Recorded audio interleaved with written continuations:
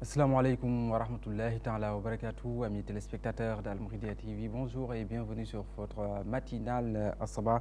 Nous sommes le lundi ou le mardi 18 juin 2019, le 14e jour du mois de Shawwal 1440. Je vous invite à formuler avec moi des prières à l'endroit de Serigne Mountakha Bachirou Mbacké, khalife général de tous les mourides, pour que Dieu lui accorde une longue vie, mais aussi une excellente santé pour qu'il puisse accomplir et achever les œuvres de Cheikh Ahmadou Bamba en notre compagnie et en compagnie de toute la famille de Cheikhoul Khadim.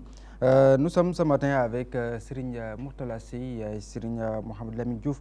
Et nous allons tenter de traverser nos différentes rubriques, la rubrique du Saint-Coran, le hadith du jour, la rubrique Arminat, mais aussi le Qassid du jour. Et pour terminer, nous aurons notre hikma ou notre sagesse juste avant de nous quitter. Serigne Mourtala Sey, assalamu alaikum wa rahmatullah.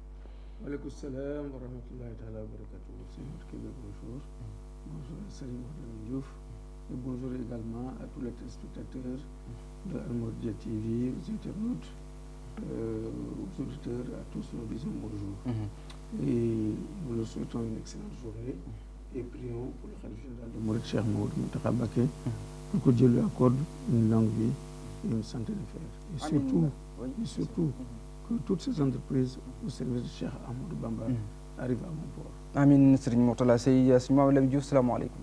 Wa alaikum salam wa rahmatullahi ta'ala wa barakatuh. Salutations à vous, à Serigne Mourtala, ainsi qu'à l'ensemble des téléspectateurs de Al Mouridiyyah qui nous suivent en ce moment. Et nous nous joignons également à ces vœux formulés à l'endroit de notre vénéré khalife Cheikh Mountakha Mbacké. Merci Serigne Mohamed Lamine Diouf. Place à présent à la première rubrique de cette émission, le Saint-Coran, c'est tout de suite. أعوذ بالله من الشيطان الرجيم بسم الله الرحمن الرحيم وما محمد إلا رسول قد خلت من قبله الرسل أفإن مات أو قتلا انقلبتم على أعقابكم ومن ينقلب على عقبيه فلن يضر الله شيئا وسيجزي الله الشاكرين وما كان لنفس أن تموت إلا بإذن الله كتابا مؤجلا ومن يرد ثواب الدنيا نؤته منها ومن يرد ثواب الآخرة نؤته منها وسنجزي الشاكرين. Sadaqallahu al-Azim. Merci la régie, Serigne Mourtala Sey. Alors, le corpus que nous venons d'écouter, quelle est sa quintessence et les enseignements à en retenir? Voilà, merci beaucoup Serigne Moudou. Le corpus qui a retenu notre attention est un peu long. Nous allons tout juste prendre une partie du corpus. Nous sommes dans la sourate Ali Imran, la famille d'Imran, et ce sont les versets 144 jusqu'au verset 148 qui ont retenu notre attention. D'accord. Dieu nous dit, Muhammad n'est qu'un prophète, comme il y en a eu d'autres avant lui. Voilà une information de taille. S'il venait à mourir ou à être tué, est-ce que vous déserteriez? Voilà, c'est Dieu notre Seigneur qui parle. Ouais. Il répond, ceux qui désertent ne causent aucun tort à Allah et à la récompense de la reconnaissance. D'accord. C'est le verset 144. Et il poursuit, aucune âme ne quitte cette terre sans l'assentiment d'Allah et sans que sa fin ait été écrite et fixée. Celui qui recherche le profit de ce monde, je le satisferai. Je satisferai aussi celui qui cherche le profit de l'autre monde. D'accord. Je récompenserai les connaissants. Je vais m'en limiter là. D'accord, ok. Alors voilà un verset très important. Et les exégètes s'accordent à dire qu'il a été révélé lors de la bataille de Uhud. Cette bataille-là qui était très dure pour les musulmans. Et l'on nous dit que Satan, lors de la bataille, au moment où les musulmans étaient en difficulté, a émis une voix que tout le monde entendait en disant que Mohammed a été tué. Alors, cela a redonné un regain d'espoir aux ennemis de l'islam, les polythéistes, mais a commencé à jeter la peur et le doute dans le cœur des musulmans. Absolument. Ensuite, on nous dit qu'un des combattants polythéistes a enfourché son cheval, il est arrivé dans les troupes des ennemis, donc dans ses propres troupes, en leur disant « J'ai tué Mohammed moi-même de mes propres mains. » D'accord. Or, c'est vrai, il avait atteint le prophète, il avait blessé à la tête, il lui avait brisé une dent, mais il ne l'avait pas tué. Et lui, il croyait l'avoir tué. Et donc, la nouvelle commençait à se répandre. Et les musulmans commençaient à perdre pied. C'est alors que Dieu notre Seigneur révéla à notre prophète ce que suit, en disant Mohammed n'est qu'un prophète comme il y en a eu avant lui. Et la question qu'il pose aux croyants le poussera à revenir. S'il venait à mourir ou à être tué, est-ce que vous déserteriez? Voilà la question qu'il pose. Est-ce que si Mohammed quitte ce monde, vous allez déserter, vous allez abandonner ce qu'il vous a apporté? Donc, une manière de les ramener à la raison, de leur faire croire que oui, le prophète Mohammed est un humain. Et la mort est un sort qui est réservé à tout ce que Dieu notre Seigneur a créé. Et que nécessairement, il va mourir comme tout le monde. D'ailleurs, l'on nous dit que quand le vénéré prophète, quand l'âme du vénéré prophète s'est envolée vers Dieu notre Seigneur, Sayyidina Omar, il ne voulait pas du tout entendre qu'on dise qu'il est mort. Il ne voulait pas du tout entendre qu'on dise qu'il est rappelé à Dieu plutôt. Et personne n'osait le lui dire. Et il était dans une ferveur extraordinaire. Alors, quand le vénéré Abou Bakr est arrivé, il est entré, il a vu le prophète, il a embrassé, il est ressorti. Il a récité ce verset-là. Et quand il a récité, c'est comme si les gens n'avaient jamais lu ce verset. C'est Omar, il s'est dit, mais ce verset-là existe. L'un dit, oui, ce verset a toujours existé. C'était certainement sous la, je dirais, sous l'ardeur dans laquelle il était, qu'il n'a pas pu s'apercevoir. Donc ici, la leçon de taille, c'est que notre vénéré prophète est un prophète comme tous les autres. Il a été chargé de mission, il est un mandat de Dieu notre Seigneur, mais également il est le mandat de tous les autres prophètes. C'est comme celui qui les avait envoyés en précurseur. Et il y a des prophètes qui ont été tués, qui ont été martyrisés. Mais ceux qui étaient avec eux ont continué à croire au message qu'il a apporté. Nous aussi, après l'envoyé de Dieu, nous croyons à ce que nous a apporté comme vérité. Absolument. Voilà, juste pour montrer qu'on combat dans le chantier d'Allah, mais on ne combat pas dans le chantier de Mohammed, même si c'est Mohammed lui-même qui dirigeait les troupes et qui était le prophète de notre Seigneur, l'envoyé de Dieu. Aussi, pour montrer que le message de notre Seigneur, dès qu'il est descendu, il est déjà là et il va y rester.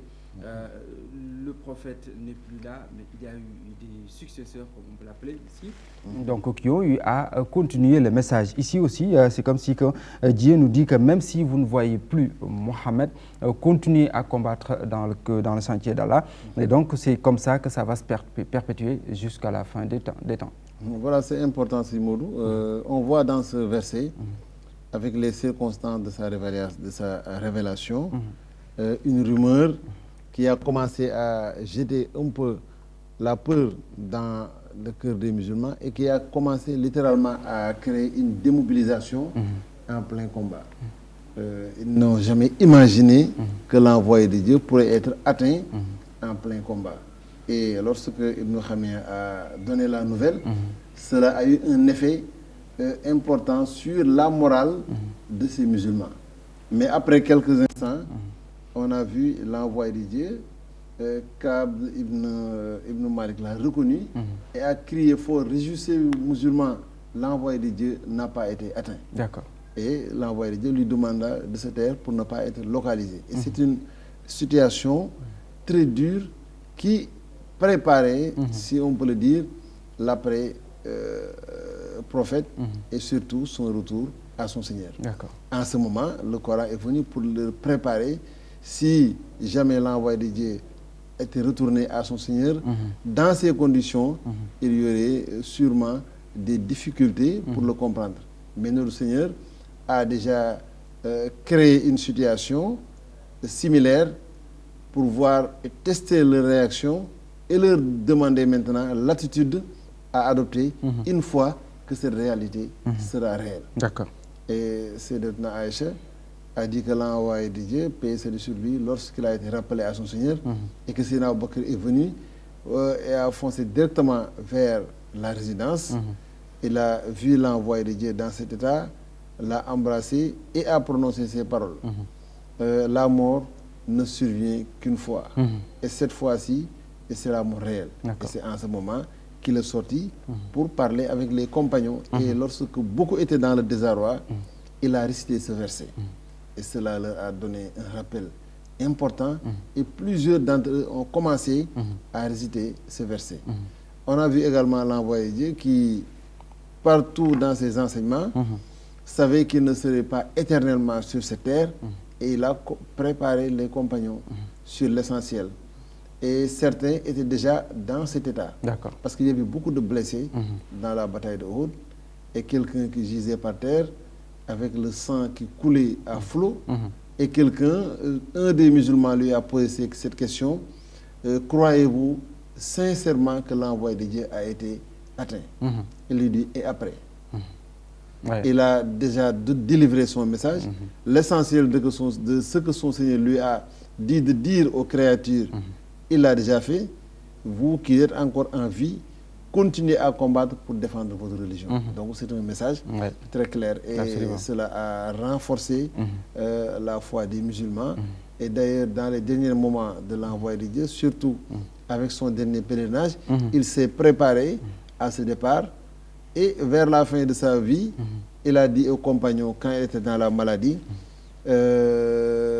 une délégation qui était venue lui rendre visite dans ce cas, il a dit, il y a un esclave à qui notre Seigneur a fait 2 propositions.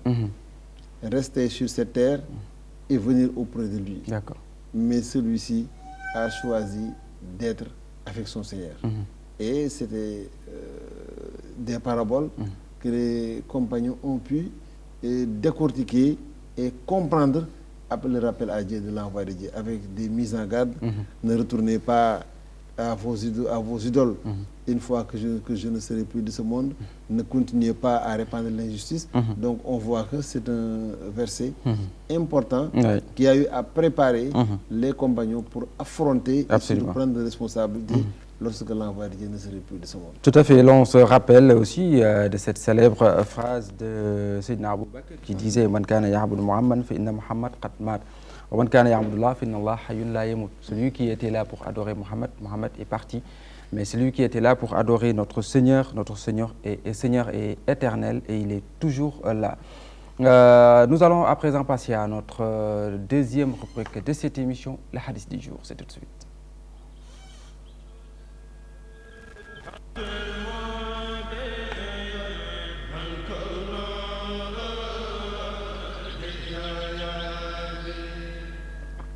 Voilà le hadith du jour, Simon Classé. Quelle est la sentence que vous allez nous présenter ce matin? Oui, la sentence qui a retenu notre attention abonde toujours dans le même sens. Le messager d'Allah, selon Muslim, a dit ce que suit.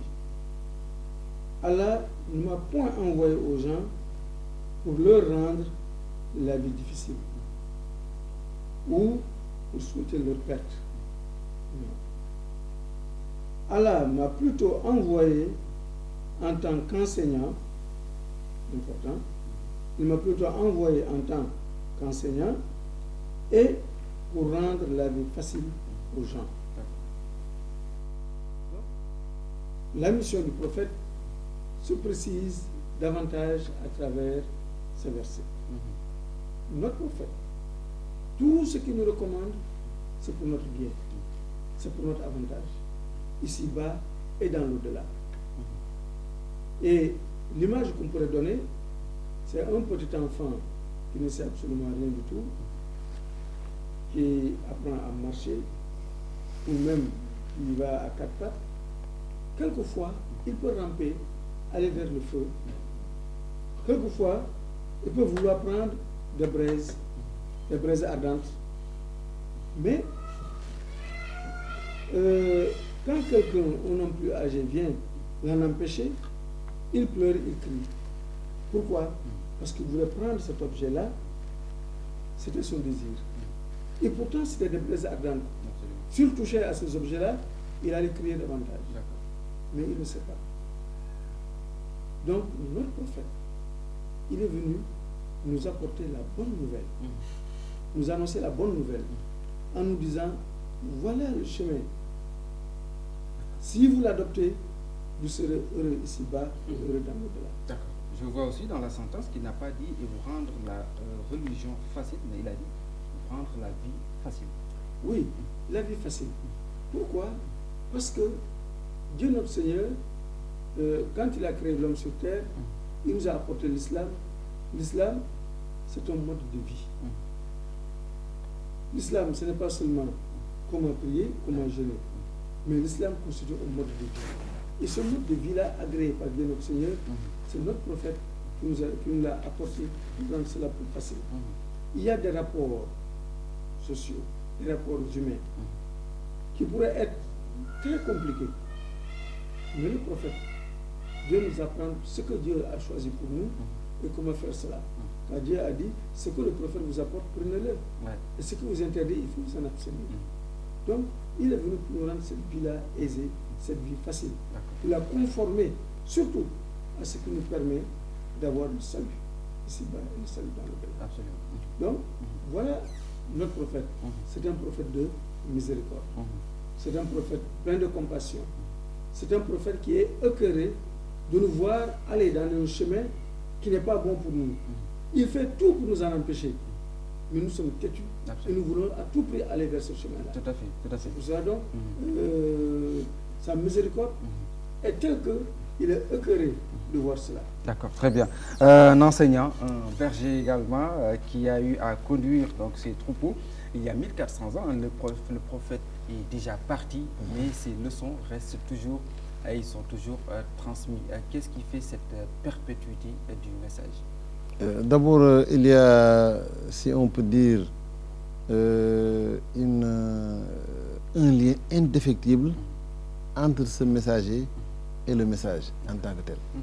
Parce que lui, c'est le Coran, et il y a là une subtilité extraordinaire pour quelqu'un qui ne sait ni lire, ni écrire, et qui est devenu le premier porteur du Coran. Et comme le dit Cheikh Ahmadou Bamba, dans beaucoup de ses poèmes, il fait partie des abîmes du savoir.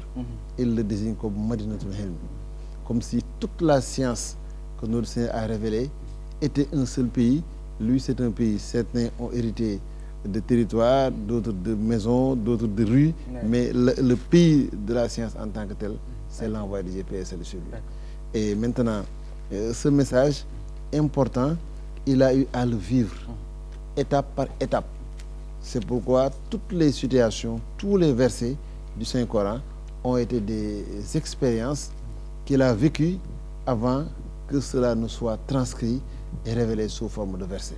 Nous avons tout de suite parlé de ce verset avec la bataille de Uhud sur les rumeurs de son rappel à Dieu.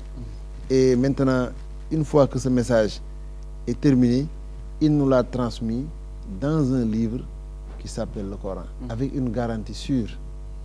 C'est à nous, à qui revient ce message, et également nous nous portons garant de la préservation de ce message, nous dit notre Seigneur, dans le Coran. Donc, quelle que soit la marche du temps, le Coran existera toujours, et malgré les tentatives de le rendre apocryphe, les gens ont été incapables de le faire et ont fini par jeter l'éponge, sachant que c'est un livre infalsifiable, qui ne sera jamais apocryphe. Il y a également ces enseignements. On se rappelle dans les moments ultimes d'adieu, il disait: je vous laisse avec 2 patrimoines sur lesquels, si vous continuez à vous y agripper, vous ne serez jamais dans une mauvaise voie, mais également personne n'aura la possibilité de vous dévier de cette voie réelle. C'est le livre de Dieu et ma sunna. Et cette sunna, c'est la vie de tous les jours, c'est les pratiques cultuelles, c'est également les relations que nous avons entre nous-mêmes, ce qu'on appelle les muamalat, les façons de savoir vivre, comment gérer une famille, comment organiser une entreprise, quelles relations entre 2 personnes, quelles sont les relations entre les administrateurs et les administrés, quel est le rôle et les responsabilités d'une autorité, qu'il soit un chef temporel qui gère un pays, un quartier, une maison, quelle doit être l'attitude de ce commerçant, et même jusque dans les façons, si on peut dire, élémentaires de savoir vivre, comment manger, comment s'habiller, comment porter telle ou telle chose, etc. Tout cela nous a été enseigné par l'envoyé. D'accord. Et dans ce sens, certaines personnes, je peux dire les mécréants, pensent que la religion rend la vie difficile. Et ici, le prophète nous dit que je suis venu pour rendre la vie facile. En vous apportant la religion, bien sûr. Exactement. Et si on s'était référé au contexte qui a précédé sa mission, on va se rendre compte que sans l'islam, il n'existerait pas de justice. On voit une société féodale à la limite, où c'est la loi du plus fort. On avait la possibilité d'entrer dans une maison, brûler la maison, tuer les hommes, prendre les femmes et les enfants, les vendre sans avoir de compte à rendre à personne. Sur le plan social, on avait érigé des règles telles que l'usure, qui avait pour objectif de ruiner les plus faibles et de rendre toujours plus riches les riches qu'ils étaient déjà. Et on l'a vu dans le cadre des relations sociales, du statut de la femme, de la situation des enfants. Aujourd'hui, on crie sous tous les toits de droits des enfants, alors que l'islam les a extirpés de cette mort subite, surtout les filles qui étaient ensevelies, qui étaient tuées sur le seul motif que c'était des filles. Et l'islam a su mettre en relation tout cela. Et on a vu l'envoyé de Dieu dans ses enseignements, paix et salut sur lui. On dit que quand on lui présentait 2 situations, il prenait toujours la situation qui était en mesure d'être plus commode pour le plus grand nombre des musulmans. On a dit même qu'il lui arrivait d'écourter des prières parce qu'il avait entendu les enfants qui criaient sur le dos de leur mère. Et pour montrer que, et on voit dans l'islam des conditions qui sont données aux voyageurs, par exemple, qui a la possibilité de diminuer le nombre de prières, qui est même déchargé du jeûne s'il n'est pas dans les conditions de pouvoir le faire. On a vu également la femme qui, dans certaines situations, beaucoup de pratiques d'adoration sont déchargées pour elle, et elle n'a pas la possibilité encore de les rappeler, et tout cela pour montrer que l'islam nous donne des meilleures conditions de vie qui sont en tout cas meilleures que les conditions que l'envoyé de Dieu a trouvées sur terre par rapport aux relations sociales, par rapport à la justice et surtout par rapport à l'équité entre les gens. Voilà donc l'enseignant qui est venu il y a 1400 ans et qui a réglé le monde de tout ce qui a fait que ce monde s'est débarrassé de beaucoup, en tout cas, de ses problèmes et qui a rendu la vie facile aux gens. Reste maintenant à retourner à ces enseignements, à les apprendre et à les apprendre et à les maîtriser également et les pratiquer. C'est important. Nous allons à présent passer à notre troisième rubrique de cette émission. Ça va être Arminat et c'est tout de suite.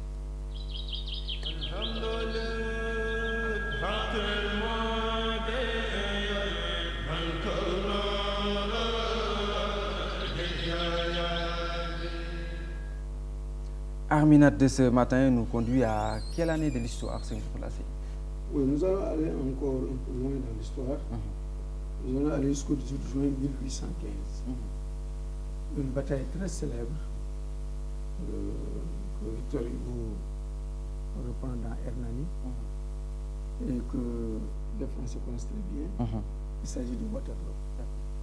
Waterloo, ce 18 juin, c'est la fin de la guerre avec la défaite de Napoléon Ier. Alors, nous allons aborder cette partie de l'histoire pour voir comment un jeune général qui a 30 ans est porté au sommet de la gloire et il est nommé empereur, le premier empereur de la France. Alors, il a été empereur du 18 mars 1804 jusqu'au 6 juin en 1814. Il a connu une petite période de flottement et il est revenu le 20 mars jusqu'au juin 1915. Et il est chef d'État, il est général, il est empereur. Et pratiquement à l'âge de 30 ans. Et l'on nous dit c'est avec lui que la France a connu son apogée dans le domaine de l'expansion. Car il est arrivé jusqu'à faire de Rome un chef-lieu de département de la France. Il a fait de Barcelone, de Hambourg, d'Amsterdam. Tout cela, c'était des départements de la France. C'était un grand conquérant. Et il devait faire face maintenant à une coalition. Une coalition, je dirais, qui était financée par le Royaume-Uni. Cette coalition était composée de la Prusse, composée de la Pologne, de l'Autriche, et il devait faire face à cette coalition. Donc, en ce mois de juin 1815, il y a eu une très grande bataille, au terme de laquelle il a perdu. Il était obligé donc de fuir le champ de bataille et retourner à Paris pour pouvoir sauver ce qui pourrait être sauvé des meubles. Mais il faut reconnaître que pendant son règne, il a réorganisé la société. Il a fait des réformes sociales très durables et son impact s'est ressenti au sein de l'administration de la société dans tous les domaines. D'ailleurs, nous autres, les colonies françaises, nous avons ces lois napoléoniennes qui sont pratiquement toujours de rigueur et quelquefois on n'a fait que les modifier, mais c'était des lois qui nous viennent de Napoléon Bonaparte. Donc, nous constatons qu'il a amené la France à son apogée sur le plan expansion. Il était le plus jeune général à accéder au pouvoir. Mais quand il a perdu, on l'a conservé en tant qu'empereur, mais toujours sur une petite île. Et les choses ont continué à marcher. Et lui, on l'a gardé comme tel, comme un empereur, mais pratiquement sans un grand État à diriger. Voilà donc ce que nous avons retenu de Waterloo. Très bien. La bataille de Waterloo, donc une bataille que les Français n'oublieront jamais, avec cette défaite, comme il l'a dit, c'est là, donc le tour de Napoléon, donc il y a eu, n'est-ce pas, à perdre finalement tous ces pouvoirs, toutes ces colonies, et qui s'est réduit finalement à un petit morceau, n'est-ce pas, de territoire qu'il dirigeait. Mais n'empêche que c'était un grand homme, un chef d'État, un général, un empereur en même temps, avec un jeune âge, 30 ans, juste 30 ans, et qu'aujourd'hui, l'on se rappelle de cette grande bataille. Qu'est-ce que vous pouvez nous en dire de plus? Voilà, il faut dire, Seymour, que pour les enseignements de Waterloo, d'abord, pour montrer qu'il n'y a pas une superpuissance qui peut devenir invincible. Jamais. dans la tête de l'armée napoléonienne, il n'avait jamais conçu perdre une bataille. Ouais. Et on a vu beaucoup de facteurs, surtout des facteurs naturels, une pluie et l'orage qui a été très fatal pour différer d'abord les moments d'assaut, ce qui a permis aux Anglais de mieux s'organiser. Ensuite, le temps qui, après avoir chassé les Prussiens, ils ont tout fait pour les poursuivre afin que cette jonction avec les Anglais ne puisse avoir lieu. Malheureusement, cela a eu lieu. Et ils se sont rendus compte maintenant avec cette ténacité. Parce que généralement, dans beaucoup de batailles où la puissance la plus forte fait profil bas, c'est généralement par une certaine suffisance. Sachant que nous allons faire de ces gens une bouchée, et jamais la défaite n'a été conçue dans notre plan, et cela également peut réveiller des velléités par rapport aux adversaires qui vont résister pour une fois essayer de relever le défi. Absolument. Et on l'a vu avec Napoléon à Waterloo, mais également avec surtout Hitler avec la fin de la Seconde Guerre mondiale, avec les victoires extraordinaires qu'il a eu à enclencher entre 1939 et 1942, mais toujours l'assaut final a été réussi par les Alliés. Donc on a vu beaucoup d'armées qui, quel que soit le nombre, la puissance, finiront un jour par baisser la garde pour montrer que ainsi est fait l'histoire. Et Waterloo, dans Waterloo, on parle même d'une défaite victorieuse pour montrer également comment les gens ont cette façon d'écrire l'histoire. Parce que Waterloo, raconté du côté des Anglais, n'aura pas les mêmes relents que raconté du côté des Français, pour montrer également ce qu'est un patrimoine. Et malgré cette défaite, ils ont su, à travers des historiens et une certaine tournure, montrer un côté reluisant de la France, pour montrer généralement que l'histoire est des fois difficile à écrire, et chacun va essayer de l'interpréter par rapport à son intérêt géopolitique, historique, social. Et malheureusement, nous qui sommes de grands consommateurs d'histoire, nous ne faisons que consommer sans pour autant analyser. Absolument. Merci Serigne Mamadou Lamine Diouf. Merci à Serigne Mourtala.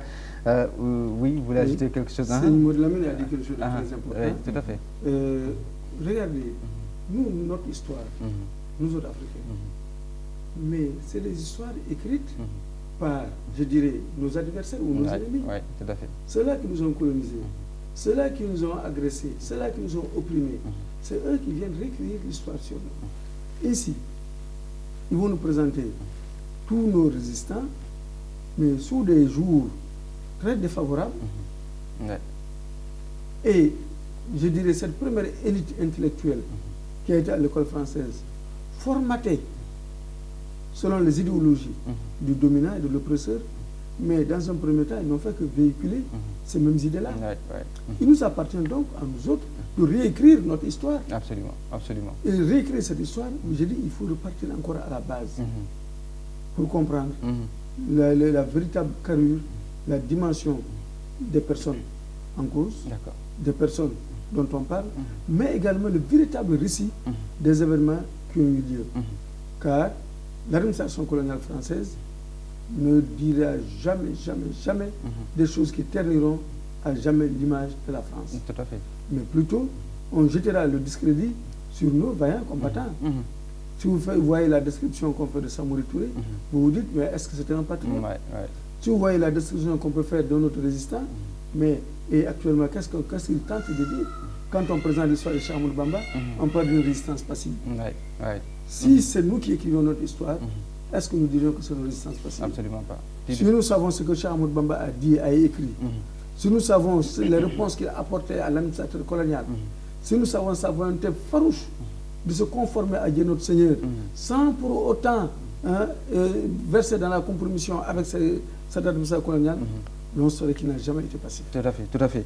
La raison pour laquelle je dis tout le temps qu'il y a du travail à faire, il faut que les Africains prennent en main leur propre histoire et qu'ils fassent, n'est-ce pas, des recherches, et beaucoup de recherches et surtout, n'est-ce pas, pour pouvoir sortir des éléments vrai, non, la véracité des choses, en tout cas, il faut la rechercher et pour pouvoir l'écrire et transmettre cela à la génération future. Parce que sinon, la génération qui va venir va penser exactement comme l'ont pensé ces générations-là qui sont actuelles et qui pensent que le Sénégal avait toujours été dominé, alors qu'il y avait des résistants qui ont résisté jusqu'à la dernière goutte d'eau, et donc qui ont eu à faire face à l'administration coloniale, à l'instar de Cheikh Ahmadou Bamba, qui on a déporté, on a ramené parce qu'ils n'ont pu rien faire contre lui. Voilà, donc ça, il faut que les Africains puissent prendre l'histoire en main pour pouvoir l'écrire et donner et transmettre le message, le vrai message. Serigne Lamine, on va parler des pratiques conseillées et déconseillées pour aujourd'hui. Demain, c'est le 14e jour du mois de Shawwal et demain 15e qui coïncide avec un mardi et mercredi. Quelles sont les pratiques à éviter et celles qui sont recommandées?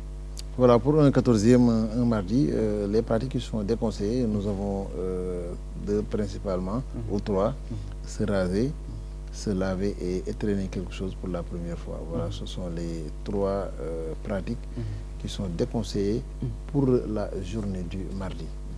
Nous serons, Inch'Allah, demain, 15e jour du mois de Shawwal, et c'est un mercredi, et comme chaque mercredi, les pratiques recommandées, nous avons étraîné quelque chose pour la première fois, mais il est déconseillé, comme chaque mercredi, de se laver, de se raser, de voyager et de faire le linge. Ce sont ces quatre pratiques qui sont déconseillées pour la journée du mercredi. D'accord, très bien. Pour la journée du mercredi, donc les pratiques pour mardi et mercredi, je pense que vous avez bien pris note. Serigne Lamine, on va parler aussi des heures de prière pour Touba et environ. Voilà, nous avons à 5h36 la prière du matin, 13h33 la prière du midi, 16h33 la prière de l'après-midi. Nous avons 19h19 la prière du crépuscule et 20h34 la prière du soir. D'accord, la prière du soir. Bon à savoir, il revient avec toujours des prières que vous pouvez maîtriser, parce que c'est des prières qui sont très courtes, très brèves. Hier, on vous avait donné la formule Bismillah ar-Rahman ar-Rahim et quelques de ses vertus. Aujourd'hui, donc notez bien ce qui suit. Celui qui dit Bismillah ar-Rahman ar-Rahim en montant. C'est-à-dire que vous montez dans une voiture, vous montez sur un cheval par exemple, ou montez en tout cas quelque part, et vous dites Bismillahi Rahman Rahim et vous dites aussi Alhamdulillahi allazi saqarana hadha wa ma kunna lahu muqrinin wa inna ila rabbina lamunqalibun. Donc ça c'est une formule de prière que l'on récite quand on monte, surtout quand vous voyagez, vous faites des longues distances et tout cela. Quand vous montez sur votre propre voiture, vous avez un vélo, vous avez une mobilette, vous avez un scooter, vous avez un cheval, vous montez sur une charrette, n'est-ce pas, pour partir au marché. Tout cela, donc il faut toujours reprendre l'habitude de dire Bismillah ar-Rahman ar-Rahim et Alhamdulillah allazi saqarana hadha wa ma kunna lahu muqrinin wa inna ila rabbina lamunqalibun. Et il dit que celui qui fait cela bénéficiera d'autant de bienfaits que le nombre de pas effectués durant le parcours. Donc, quelle que soit la longueur de la distance, quel que soit le temps que vous allez faire sur le voyage, même si c'est en avion, donc vous dites ça et pendant tout le trajet du voyage, donc on va vous prescrire des bienfaits qui vont être égaux, n'est-ce pas, au nombre de pas effectués par l'appareil, en tout cas dans lequel, ou en tout cas l'animal sur lequel vous êtes. Donc ça c'est une prière très importante et qui n'est pas longue du tout, c'est très court. Alhamdulillah allazi saqarana hadha wa ma kunna lahu muqrinin wa inna ila rabbina lamunqalibun. À la page 156 de Khourat Ayn, version française, Serigne Lamine, si vous voulez ajouter quelque chose. Voilà, c'est des formules importantes. Ici, l'islam ne néglige rien dans cette course effrénée vers les biens, dans la mesure où nous nous acheminons vers un jour où, comme l'a rappelé Cheikh Ahmadou Bamba dans Massalikul Jinan, le vœu le plus cher pour les morts, c'est de revenir encore sur terre. Absolument. Et passer quelques laps de temps afin d'engager encore des bienfaits. Alors que c'est des bienfaits dès lors qu'on voyage chaque jour, on est obligé de nous déplacer et une formule simple qu'on récite et durant tout le trajet, on est rétribué en bienfait. Cela est extrêmement important. Absolument. Et encore, on peut faire cette prière, on peut dire cette prière et monter dans la voiture, par exemple. On est en train de gagner des bienfaits. Mais si on continue encore de faire des zikrs avec sa propre langue, là aussi, ça va être encore plus bénéfique, n'est-ce pas? Donc tout cela pour montrer, pour appuyer sur Mohamed Lamine, que l'islam n'a rien négligé et qu'il veut que la personne ou le musulman, le croyant, récolte des bienfaits dans tout ce qu'il fait, tout ce qu'il fait absolument, et c'est possible. Place à présent en complicité avec la régie à la 4e rubrique de cette émission, le Khassida du jour, c'est tout de suite.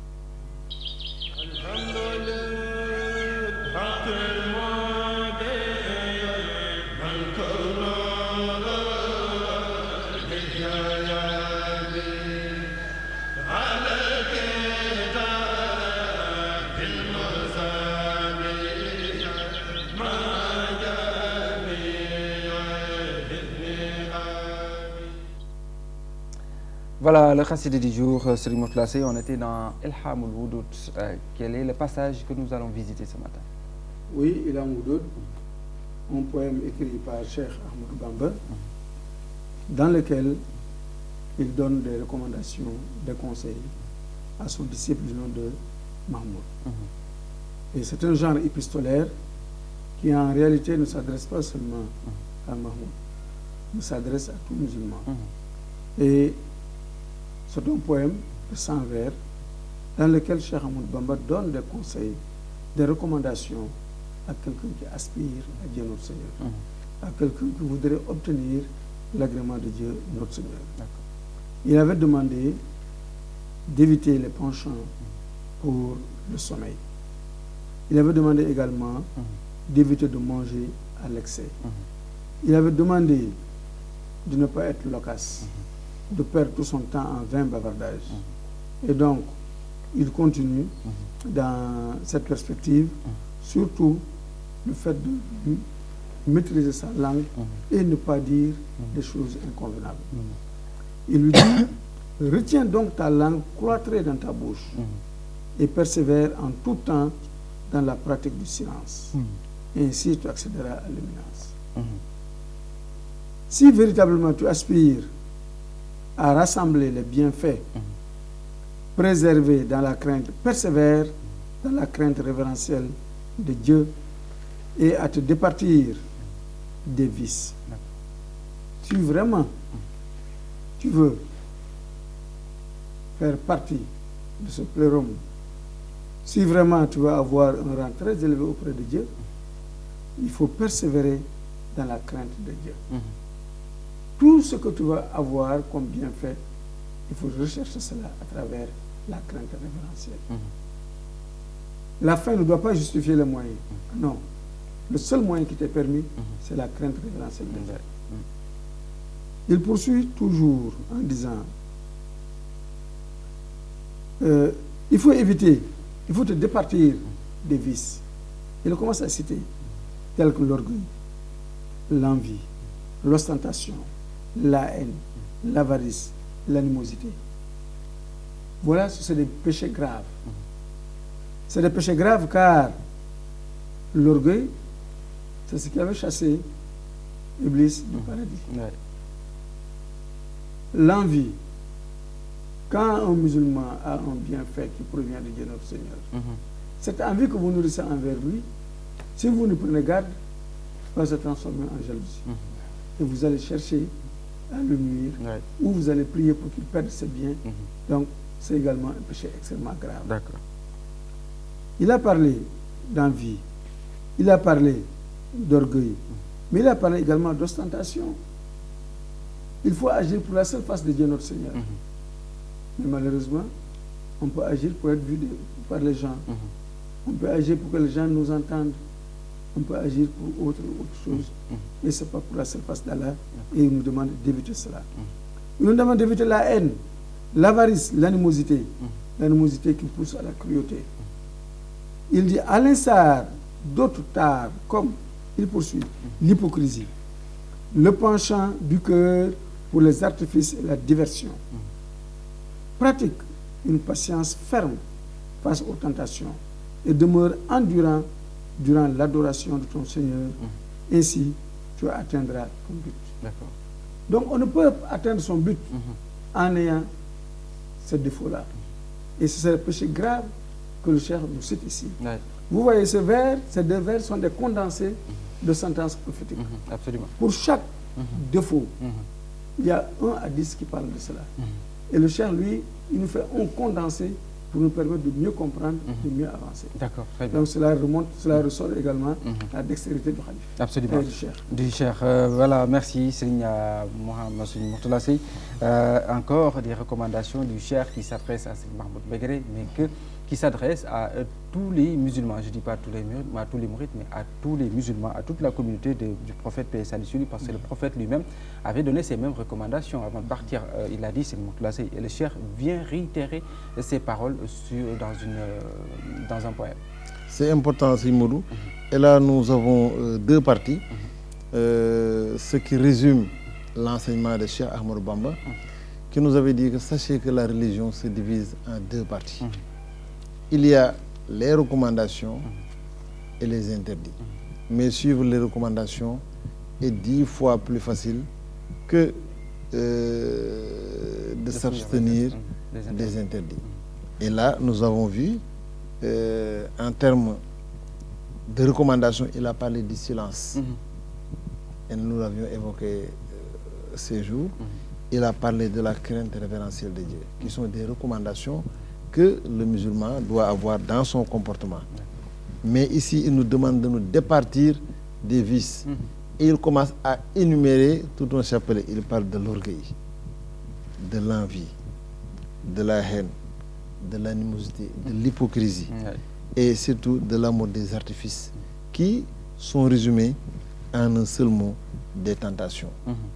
Et maintenant, il nous dit que pour l'orgueil, celui qui est atteint d'orgueil doit savoir que, quel que soit son degré, son rang, il ne doit se considérer que comme une simple créature qui, avec l'origine de sa création et surtout la fin de sa vie, s'il compare ces deux situations, il n'aura pas à essayer de se montrer qu'il est quelqu'un. Et quel que soit l'orgueil, comme Luqman l'avait dit à son fils, tu ne pourrais pas égaler les cimes des montagnes. Et tu ne seras qu'une seule personne et tu ne pourras pas marcher au point de faire trembler la terre. Donc il faut te considérer comme une petite et humble créature qui, à la limite, essayera de se dissimuler au lieu de montrer une suffisance. Dans la mesure où l'orgueil, l'envoyé de Dieu, paix et salut sur lui, il a dit dans la série des hadiths dont ce mot-là a parlé tout de suite, qui dit que l'orgueil est mon manteau. Et celui qui essaie de le porter, il sera voué irrémissiblement à l'avilissement. Absolument. Donc toujours on s'humilie, plus on est élevé en grade par notre Seigneur. Il nous parle de la haine et le Cheikh nous dit qu'il y a 3 choses qu'on ne doit jamais sous-estimer. La haine, la maladie et le feu. Parce que c'est des déclencheurs qui, une fois sous-estimés, peuvent avoir des proportions incontrôlées. On a toujours négligé un petit incendie qui deviendra extrêmement grave. Au même titre que la haine, quand elle s'installe dans un cœur, il faut essayer de l'éradiquer parce que si on laisse cette haine prospérer, ça va aboutir tôt ou tard à des situations regrettables. D'accord, très bien. Merci Serigne Mohamed Lamine Diouf, merci à Serigne Mourtala Seye. C'était donc le passage qu'on a eu à visiter dans Ilhamul Woudoud, où le Cheikh donne des recommandations fermes à Serigne Mahmoud, des recommandations que tout un chacun doit s'en approprier parce qu'il s'adresse ou elle s'adresse à tous les musulmans. Serigne Mourtala Seye, quelle est la sagesse du jour que vous allez nous présenter juste avant la fin de cette émission? Oui, la sagesse nous vient de l'imam Ali, Seigneur Ali ibn Abi Talib. Il dit, vivifie ton âme par la morale, étouffe tes désirs par la tempérance, fortifie ta foi par la certitude et embellis ton être par la sagesse. Voilà donc notre âme doit être vivifiée. Et c'est la morale islamique qui vivifie cette âme-là. Nous avons des désirs qui nous assaillent. Mais, loin d'être des épicuriens, nous sommes des musulmans. Nous ne devons pas être esclaves de nos désirs. Donc, ces désirs-là, nous devons avoir de la tempérance face à elles. Et enfin, notre foi, elle doit vivre. Elle doit augmenter en Dieu notre Seigneur. Et il nous dit, il faut qu'on l'embellisse, il faut qu'on la fortifie à travers la certitude que nous avons de l'existence de Dieu notre Seigneur, de l'existence de sa création, de la véracité de tout ce qu'il nous a apporté. Voilà donc ce que je vous ai apporté aujourd'hui. Très belle sagesse, on vérifie l'âme par la morale, et là, l'envoyé de Dieu nous l'a enseigné, en disant que ce que l'individu dispose de plus précieux, c'est cette morale.